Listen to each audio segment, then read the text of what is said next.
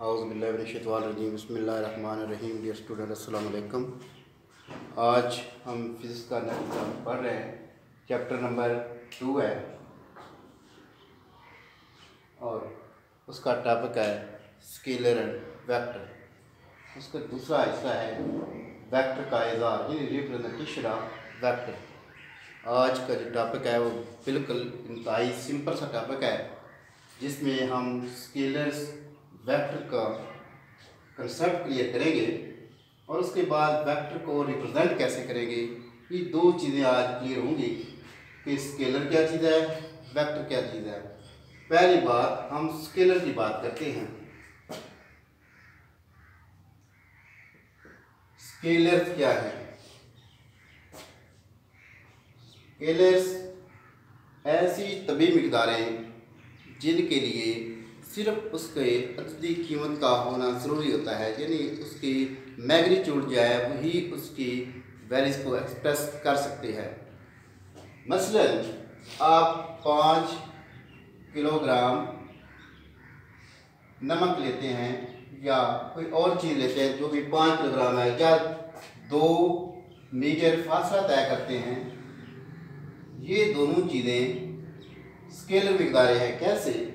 देखिए, 5 किलोग्राम 5 अददी कीमत है और किलोग्राम उसका यूनिट है, जिससे हमें पता चल चुका है कि ये चीज़ कितनी है। तीसरा 2 मीटर का फासला है, इससे भी पता चल चुका है कि 2 मीटर फासला है। मगर अगर देखा जाए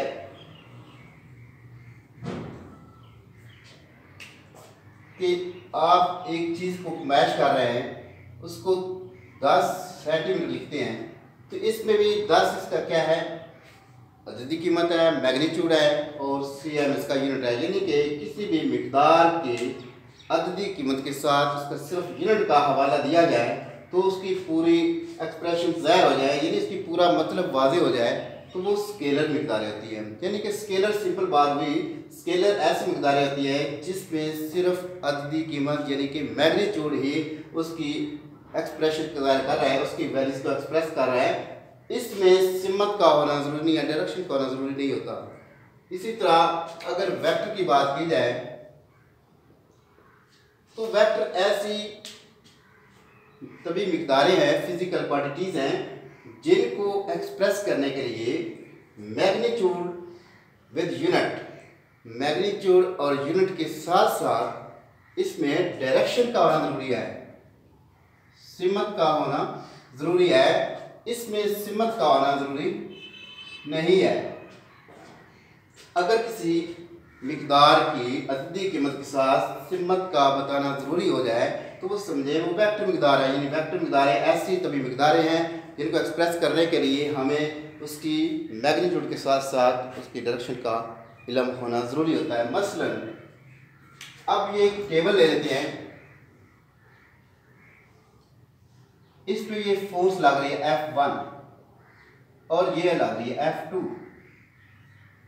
और ये टेबल इधर जा रहा है। अब दोनों की डायरेक्शन सपोज दैट ये नॉर्थ है, ये शुमाल की तरफ है।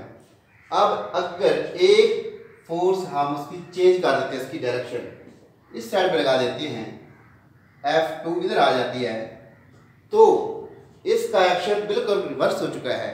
अब वो ब्लॉक या टेबल हरकत ही नहीं कर रहा। अगर इसकी डायरेक्शन कहीं और जगह लगा दें तो इसकी वैल्यू, इसकी कीमत, इसकी रिजल्ट जो है वो अपोजिट हो जाएगी। इससे पता चलता है कि कुछ मिक़दारें ऐसी होती है जिसके लिए कीमत का होना ज़रूरी होता है। तो इसके लिए अगर हम फोर्स को 10 न्यूटन कहते हैं, पहले F1 है और 15 न्यूटन F2 है। F2 और F1 दोनों एक ही सिमत में है, तो हम लिखेंगे F1 is equal to 10 newton north, F2 is equal to 10 newton या 15 न्यूटन नॉर्थ। इससे हमें पता चलेगा कि दोनों एक तरफ फोर्स लग रही है। अगर एक ही तरफ साउथ कह देते हैं तो इसका मतलब है ये दोनों अपोजिट फोर्सेस लग रही है। लिहाजा इसी तरह अगर एक डिस्प्लेसमेंट की बात की जाए, या डिस्प्लेसमेंट क्या होता है, यहाँ से अगर आप चलते हैं यहाँ से घूमते घूमते अगर यहाँ पे आ रहे हैं तो ये डिस्टेंस कवर हुआ है। डिस्टेंस क्योंकि मैंने पहले बता दिया है वो स्केलर है, उसके लिए कोई सिमत का नहीं था। अब डिस्प्लेसमेंट तो ये है, इस पॉइंट से इस पॉइंट तक शॉर्ट डिस्टेंस देना है। ये जो आपका फासला है, ये जो डिस्प्लेसमेंट है, अब इससे पता चला है कि क्या है, साउथ से नॉर्थ या ईस्ट वेस्ट कहीं भी एक सिमत है। लिहाजा डिस्प्लेसमेंट के लिए हमें क्या चाहिए था, 10 metre to north to south to east कहीं भी। लिहाजा डिस्प्लेसमेंट जब जिक्र करेंगे उस वक्त हमें डायरेक्शन का बताना ज़रूरी हो जाता है। अगर हम डिस्टेंस की बात करेंगे तो सिर्फ जस्ट डिस्टेंस है, उसका कोई जिक्र हिम्मत के साथ नहीं है। सिंपल इन डेफिनेशन एग्जाम्पल से पता चल गया है कि स्केलर क्या होती है। स्केलर ऐसी तभी मिकदारें होती है जिनको एक्सप्रेस करने के लिए सिर्फ उसकी कीमत होती है, सिमत का होना ज़रूरी नहीं होता। वेक्टर ऐसी मिकदारें होती हैं जिनकी एक्सप्रेस करने के लिए मैग्नीट्यूड यानी अददी कीमत के साथ साथ सिमत का होना ज़रूरी होता है, जिस तरह ये एग्जाम्पल आपके सामने है। लिहाजा वेक्टर का इज़हार देखेंगे वो कैसे किया जाता है।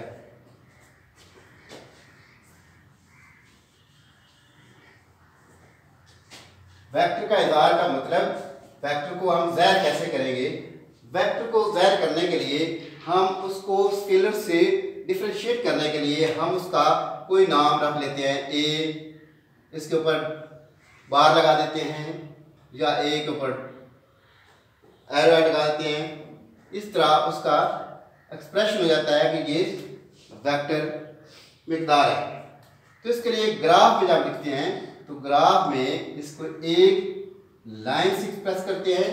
जो इसकी लाइन होती है वो इसकी मिकदार को ज़ाहिर कर रही होती है, मैग्नीट्यूड को, और ये जो हेड होता है ये सिमत को ज़ाहिर कर होता है, डायरेक्शन को।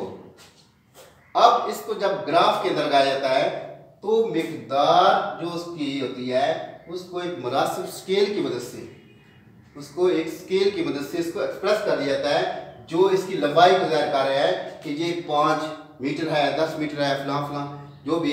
और ये डायरेक्शन बताएगी कि वो नॉर्थ है, साउथ है, ईस्ट है या वेस्ट है, या नॉर्थ टू ईस्ट है, फलां फलां कहीं भी, या वेस्ट है कहीं भी हो सकती है। तो ये डायरेक्शन बताएगी और ये इसकी मिकदार। किसी भी वेक्टर को रिप्रेजेंट करने के लिए एक स्ट्रेट लाइन होती है, स्ट्रेट लाइन उसकी मैग्नीट्यूड को एक्सप्रेस करेगी और डायरेक्शन उसकी हेड एंड एरो से महसूस होगी आपको कि ये किस सिमत में है। अगर ये इस तरह हेड डाल दिया है उसके रिवर्स हो जाएगा, अगर वो नॉर्थ है तो ये साउथ हो जाएगा और इसकी मैग्नीट्यूड है। इसी तरह कोई भी वेक्टर मिकदार हो उसको हम मल्टीप्लाई भी करेंगे, प्लस भी करेंगे एल्टरनेटिव रूल से। इस तरह बाहर के आज की टॉपिक में वेक्टर का सिर्फ इज़हार है कि वेक्टर को कैसे ज़ाहिर किया जाता है। वेक्टर को किसी भी हरफ तजलील से उसके ऊपर ए बी सी के किसी भी हरफ के ऊपर या बार लगा देते हैं या फिर उसके ऊपर तीर का निशान लगा देते हैं, जिससे पता चलता है ये वेक्टर मिकदार है। अगर हम ये लिखते हैं ए बराबर 10 किलोग्राम तो ये पता चला है ये कौन सी है, स्केलर है। अगर लिखते हैं ए बार बराबर 10 न्यूटन तो वो क्या होगा, ये वेक्टर मिकदार है। इसको यूं भी लिखा जा सकता है ए ऊपर तीर का निशान 10 न्यूटन। अब इससे आगे डायरेक्शन लिखना भी जरूरी होती है कि नॉर्थ की तरफ है या साउथ की तरफ है। लिहाजा स्केलर क्या है, स्केलर ऐसी मिकदार होती है जिसको एक्सप्रेस करने के लिए हमें अददी कीमत की ज़रूरत होती है, इसकी डायरेक्शन की ज़रूरत नहीं होती। जैसे कि मास है, लंबाई है, टाइम है, टेम्परेचर है, वगैरह वगैरह। इस तरह वेक्टर मिकदार वो होती है जिसको एक्सप्रेस करने के लिए हमें मैग्नीट्यूड के साथ साथ उसकी डायरेक्शन की ज़रूरत होती है। जैसे कि फोर्स है, एक्सलेरेशन है, ठीक है, और डिस्प्लेसमेंट है। इस तरह ये वेक्टर को रिप्रेजेंट करती हैं। और उसके बाद वेक्टर का इज़हार क्या है, किसी भी लाइन से इसको ज़ाहिर किया जाता है, उसके ऊपर एक हेड डाला जाता है। जिस तरह उसका सिरा हेड का होता है वो सिमत को ज़ाहिर कर होता है और मिकदार जो है वो मुनासिब स्केल की मदद से लिखी जा सकती है। मसलन हम स्केल लिख देते हैं कि 10 न्यूटन बराबर है 1 सेंटीमीटर। ये स्केल लिखा हुआ है। अब यहाँ पे इसके ऊपर अगर मैं 7 डाल दूँ, 7 सेंटीमीटर टू नॉर्थ, तो इसका मतलब क्या हुआ, 7 को 10 से मल्टीप्लाई करें 70 सेंटीमीटर इसकी मैग्नीट्यूड हो गई है। क्योंकि पेपर पे 70 सेंटीमीटर लाइन नहीं लगाई जाती, इसका स्केल बनाया जाता है 10 सेंटीमीटर या 10 न्यूटन, या जो भी फोर्स आपने लगाई है। अगर न्यूटन आया तो यहाँ पे 7 सेंटीमीटर लिखेंगे। 7 सेंटीमीटर लाइन किसको ज़ाहिर कर रही है, 70 न्यूटन को। अगर हम 1 सेंटीमीटर लाइन लगा दें, इसका मतलब है वो 10 न्यूटन को ज़ाहिर कर रही है। इस तरह अगर हम यहाँ पे 15 सेंटीमीटर लाइन लगाते हैं तो वो 150 न्यूटन को ज़ाहिर करेगी। इस तरह हम ग्राफ के ऊपर इसको एक्सप्रेस कर सकते हैं। लिहाजा इसकी जो टेल होती है वो मैग्नीट्यूड को एक्सप्रेस करेगी और इसकी हेड जो है वो डायरेक्शन को एक्सप्रेस करेगी। और इसका लिखते वक्त नाम ABC की किसी हरूफ से लिखा जा सकता है, मगर उसके ऊपर या बार डाला जाता है या फिर हेड डाला जाता है। इस तरह हम इसको स्केलर से लाकर रिप्रेजेंट कर सकते हैं। आज के लेक्चर में ये कंसेप्ट क्लियर हुआ। इंशाल्लाह नेक्स्ट अगला लेक्चर वीडियो में मिलेगा। उम्मीद करते हैं आपको इसका कंसेप्ट क्लियर होगा इंशाल्लाह।